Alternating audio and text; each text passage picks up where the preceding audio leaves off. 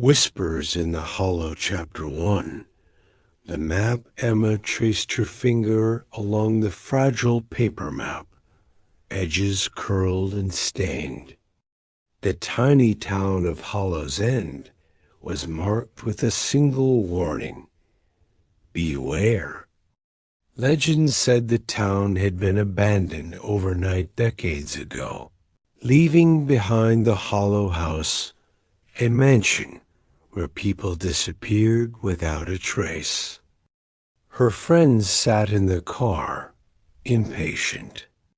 Mark checked his phone for signal. Sarah nervously bit her nails, and David fiddled with the radio, desperate for some noise to drown the silence. "We don't have to do this," Sarah whispered, eyes wide. Emma shook her head. "We need answers. I want to know what happened." As the car crept down the cracked road, fog thickened around them. The town's silhouette appeared, silent, empty, swallowed by overgrowth. The Hollow House loomed at the end of the street, its dark windows like eyes watching their arrival. Chapter 2. Arrival. They stepped out into the chilling air. The house smelled of decay and secrets. The front door was ajar, inviting yet ominous. As they entered, the floorboards groaned beneath their feet. Inside, dust swirled in shafts of moonlight, and portraits lined the walls. Each face bore a grim expression, eyes seemingly alive and judging. Emma found an old journal on a table, its pages yellow and brittle. She read aloud a passage. "The house hungers. It listens. It waits. Once you cross the threshold, there is no return." Suddenly, a distant bang echoed through the halls, and the door slammed shut behind them. The air grew heavy, cold, almost suffocating. "We're not alone," Mark whispered. Chapter 3. The Library. The group cautiously made their way to the grand library. Tall shelves loomed, filled with dusty, forgotten books. Emma's flashlight flickered as she scanned the room, and a sudden chill ran down her spine. On a table lay another journal, newer than the first. Emma opened it, reading the frantic handwriting. "They watch from the shadows.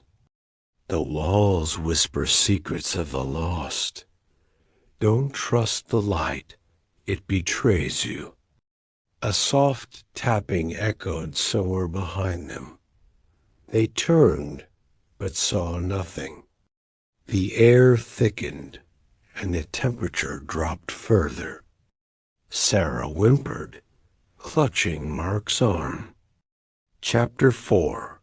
The Child's Room. Drawn by a faint glow, they followed a corridor to a small room. The wallpaper was faded, adorned with childish drawings. A rocking chair moved slowly, creaking rhythmically despite the still air. Suddenly, a giggle echoed, light and chilling. "Play with me," a tiny voice whispered. The door slammed shut. Panic set in. The room seemed to close in around them, shadows twisting unnaturally. The house was alive, feeding on their fear.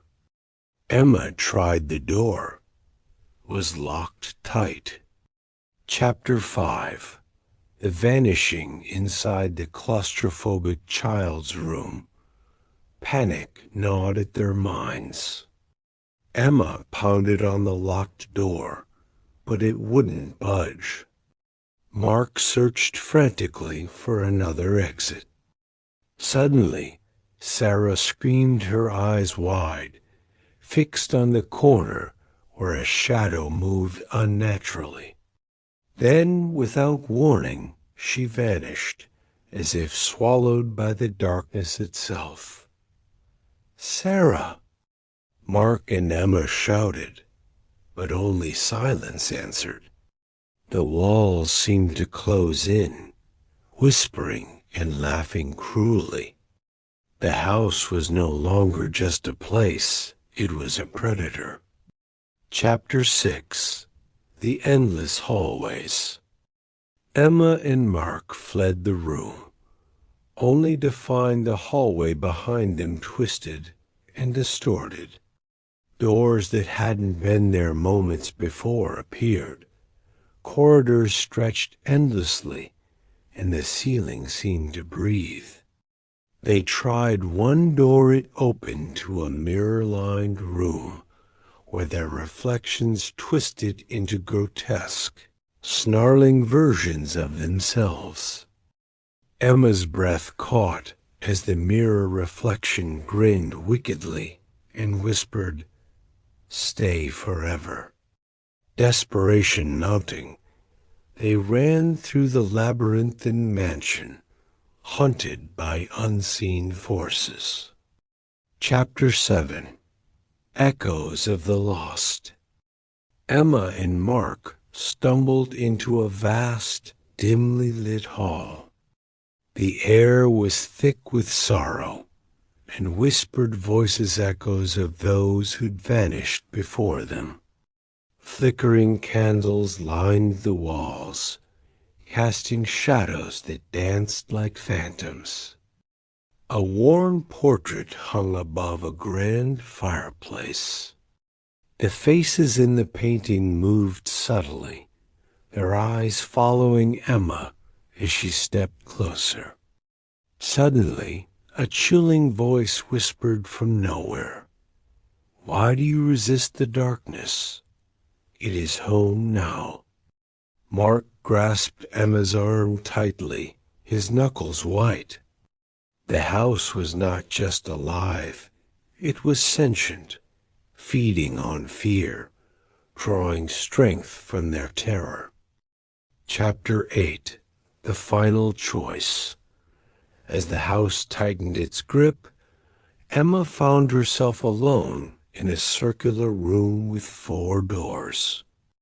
A voice echoed, "Choose wisely or be lost forever." Behind each door, a vision awaited, memories twisted into nightmares, friends turned to shadows, and the horrifying promise of eternal captivity. Heart pounding, Emma reached for the door that whispered her name. With a deep breath, she stepped through into the unknown. The mansion groaned, sealing behind her. Outside, the fog thickened, swallowing the hollow house whole, once more waiting patiently for the next curious souls.